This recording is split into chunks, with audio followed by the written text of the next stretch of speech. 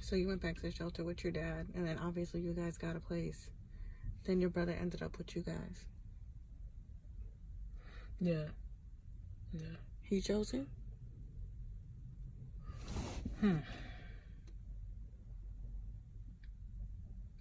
That's a good question because I can't remember how we ended up together and my mother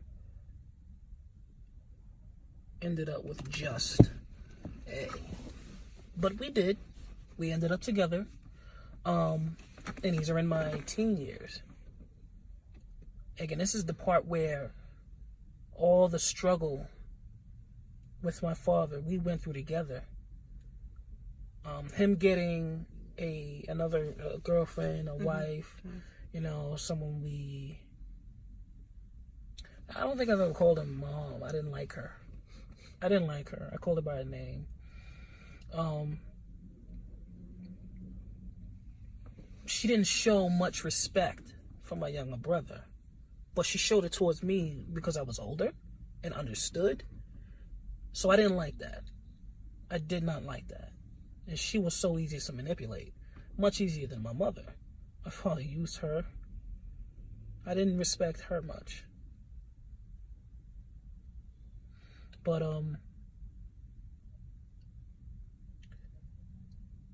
we went through a lot during those times, but I had enough. When I was about 17 years old, I left. That was it. I said, actually, I was going to leave before he got home from work. And he ended up coming home either early or I just lost track of time. And funny thing is, like, again, I'm 17. Telling him, I'm leaving. I am done with you. And he yelled at me. He's yelling at me. He's cursing at me. But he couldn't stop me. I felt so free. And I went with my one of my older sisters, Trinae. We lived together for some time. It wasn't perfect. You know, the place was not perfect at all. But I was free. I felt so good. I was still working. And when I was with him, he was taking all my money. All of it. The whole check. And just doing the bare minimum for me. But I felt bad for my brother. Because I couldn't do anything for him. But I felt like I did leave him. I abandoned him. And then I heard stories from his wife. Yeah, his wife, you know, about the punishments that he was getting. And this time it was beyond what we were getting at our age. I mean, again, my father had the workout spot and he strapped my brother to a treadmill and would just wail on him, like his chest or something, or while it's on. Allegations again, what I heard. It just broke me like, a little bit more.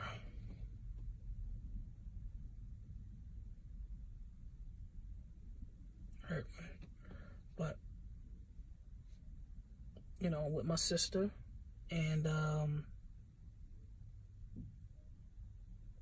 mean, she allowed things. It was cool.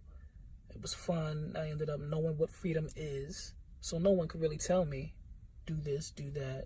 This is how this goes. This is how that goes. Sooner or later, her place, she's done. It gets so, I guess, trashed that, you know, we get kicked out. She has a place to go, I guess. I ended up, this was in New Jersey. I rented my first studio apartment for $650 in New Jersey. And I was living there for maybe a week. I can't remember the exact time because it was I just remember it was run by Jewish people, and a company or somebody said that they shut the whole place down because it wasn't approved or something. Legal. It wasn't legal. It was illegal. But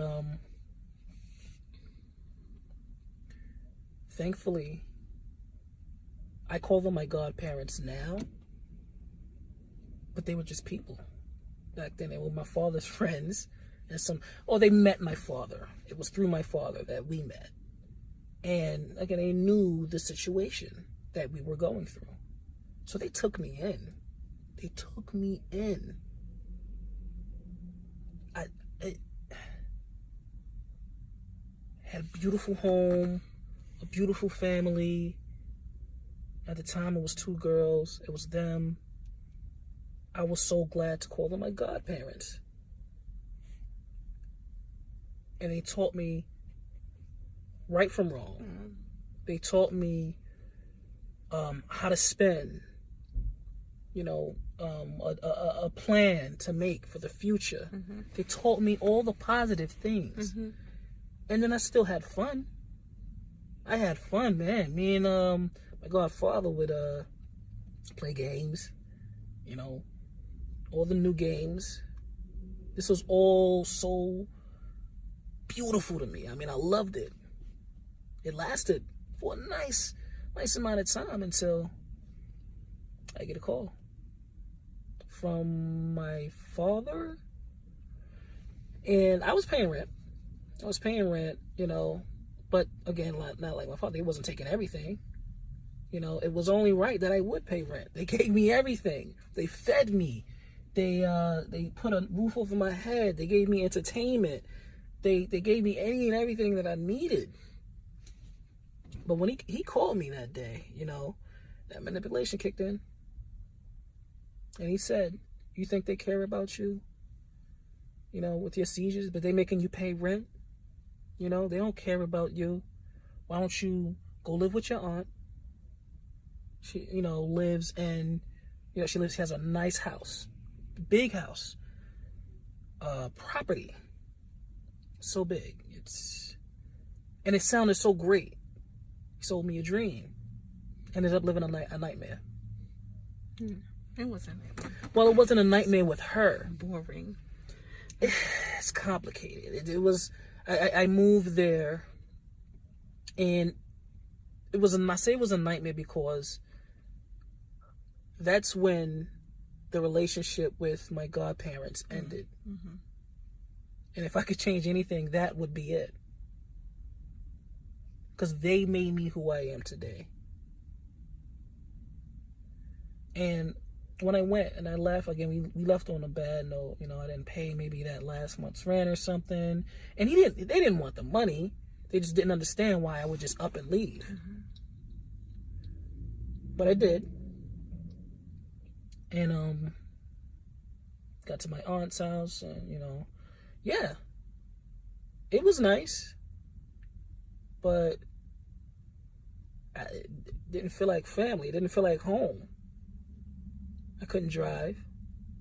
I couldn't do anything to get to the places that I needed to go to. They said I didn't have to work or anything. I would just go and get Social Security or something. I don't know. But when I didn't work, I said, look, I want to work. I want to get a job. And, I want to do something. They didn't really want that. It wasn't an option. I could do it, but then I would have to start paying rent. And then when I realized that I just left a good situation to the same, it was bad. Mm-hmm. And I said, wow. I sat down. I remember one day, again, this is with my aunt, I wrote down my thoughts. There was multiple things, and in one of those thoughts was suicide. She read that and she cried. And that is when I went to my mother. Back to my mother.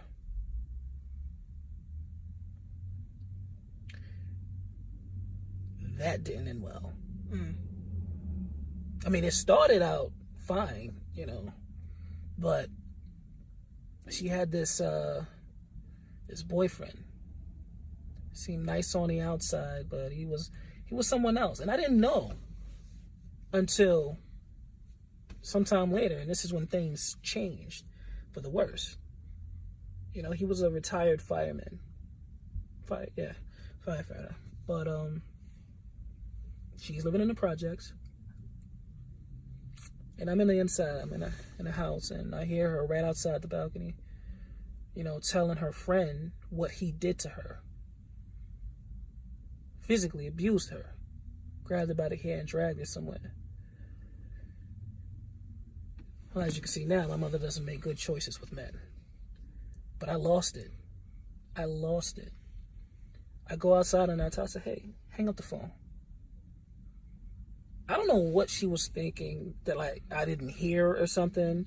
I'm telling her to hang up the phone. She's telling her friend, oh, I gotta hang up. I think you probably heard what I was talking to you about. Or she hangs up and we're talking while he's laying in her bed.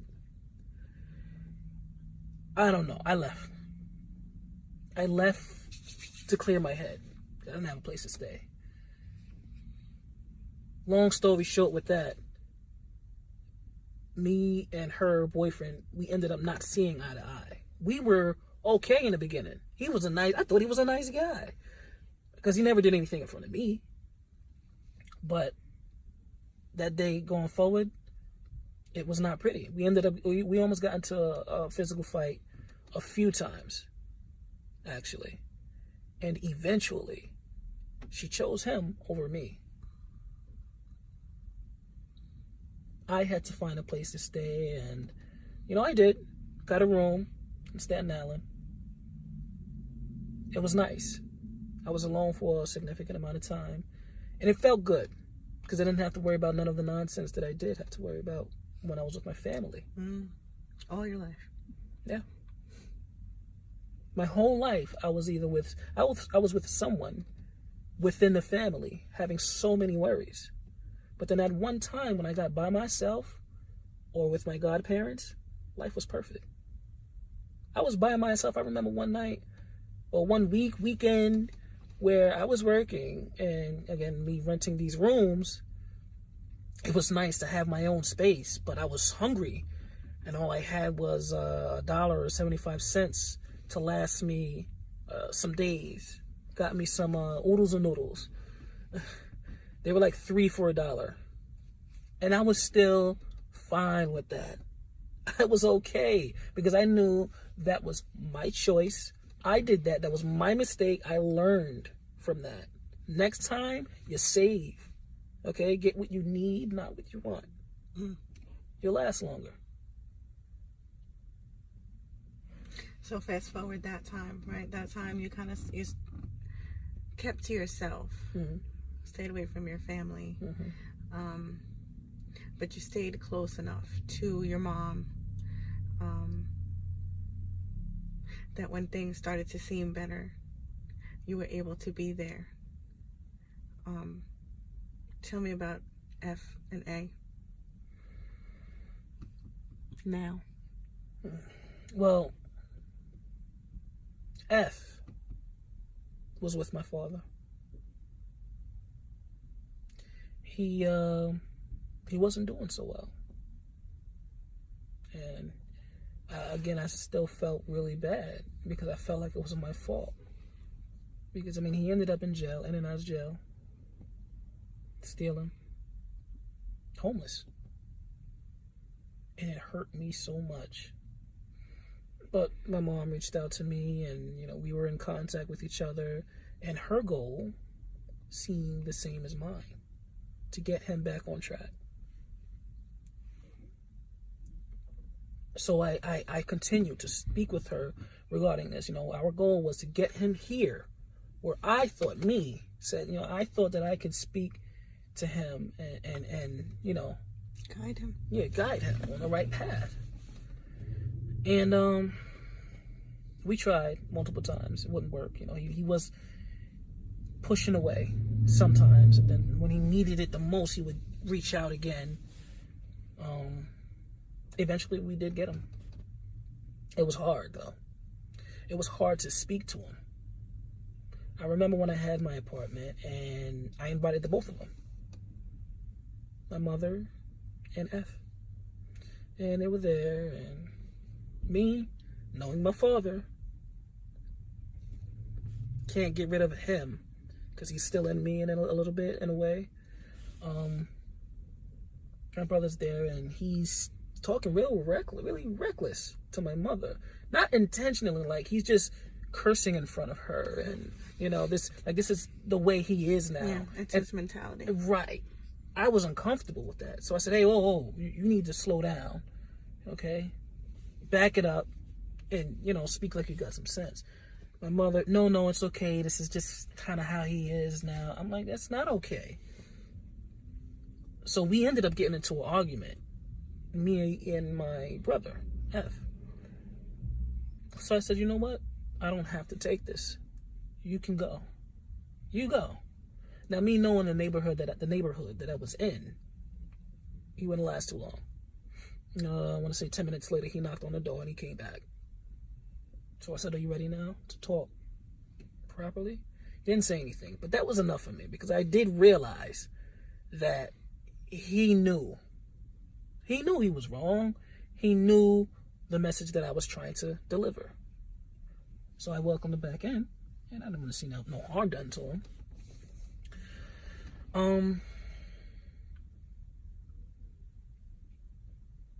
He was a challenge. Still is a challenge. Because I'm still trying to get him on the right path. Now, I thought at one point he only had a problem with the law. When I really got to know him, he had a problem with drugs. He was an addict. He is an addict, yes. Drug of choice, benzos, opiates. Marijuana eventually I knew of, and it wasn't that big of a deal to me because I didn't see him do too much of it. But it was a night where I was with my mother and I seen something different in his face, his eyes, and his behavior. And I said, because I heard allegations from my mother, but when I realized it, when I saw it, and then I believed it, and it hurt me more.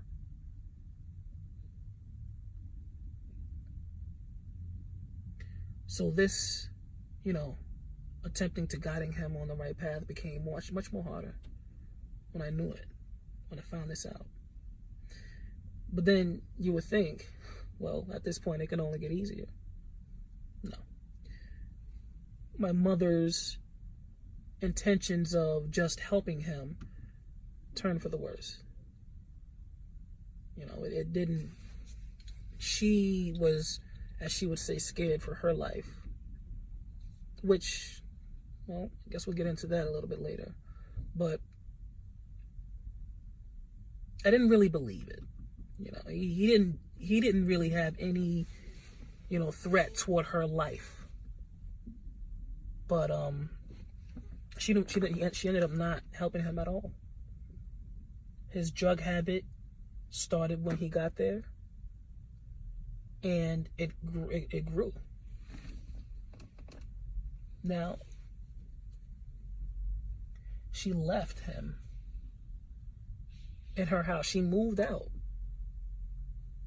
to another place, not letting anybody know where she lived, and left him to rot.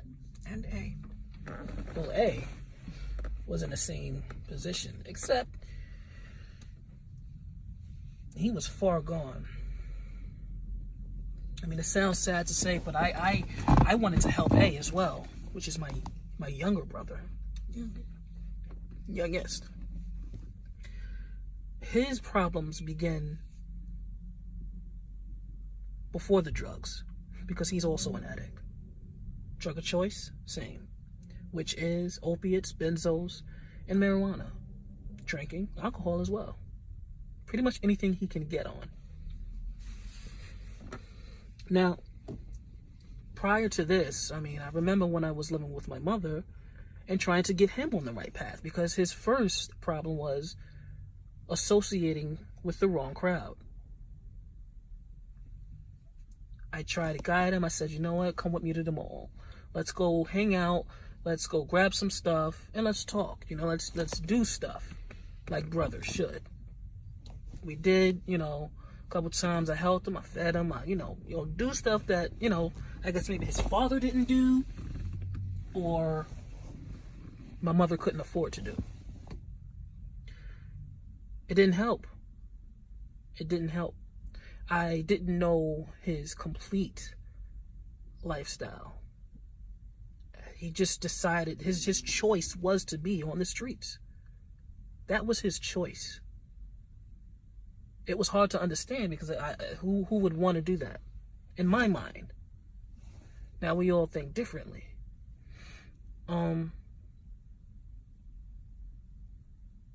He almost just recently, actually, when I was living with my mother, we got into a little debate, argument, actually, and he pulled a knife on me. Hey, my youngest. I didn't worry about it much. I didn't think he would do much with it, nothing with it, but it did show me how far he would go to prove a point, or to get what he wanted. When that knife was gone, I mean, we fought, and it didn't turn out well for him. But I didn't fight him to hurt him. I fought him also to send a message, because you pulled a knife on me. If you want to really know how something like this goes outside of family, this is it. And worse, actually. I mean, I held back. Not really the point. But I mean, my goal was just to get him to understand right from wrong. All of it failed. I mean, he was so much harder than F. So much. Because everything you said, he would even act like sometimes that he understands, he gets it, but he doesn't care. It's actually really just not registering. I can see it when I'm talking to him. It's not registering. And I remember actually going to see him for the first time. I realized he had a problem. My brother, F, and A was in the house smoking marijuana. And A, my youngest, was stuck, shaking. And I got so bothered by that. What are you doing? Why you don't even smoke? This is my first time actually finding out that he's smoking. I said, you don't even do this. And he's like, no, it's not that. I'm okay. I'm not shaking. And all types of excuses, to say it's okay. What could I do? I threatened him. I said, the next time I see this, I'm going to probably beat your ass. I mean, that did nothing. But when he pulled that knife out on me, it changed a lot. Because the people that love me and my family, they don't want to see me get hurt. So they don't want me around that. So it's not much that I can do for him if he doesn't choose to help himself. Now F, currently, is seeking help. Trying to get better. He's got my help. He's got my support. I mean, that's them now. F I'm helping him get better. When he first needed the help when my mother left, he took 12 Xanax. 12 Xanax. And this is when he asked for the help. He just thought he couldn't get it. He was afraid. He cried over the phone to me. What could I do? What would a brother do? Lend a hand. And that's what I did.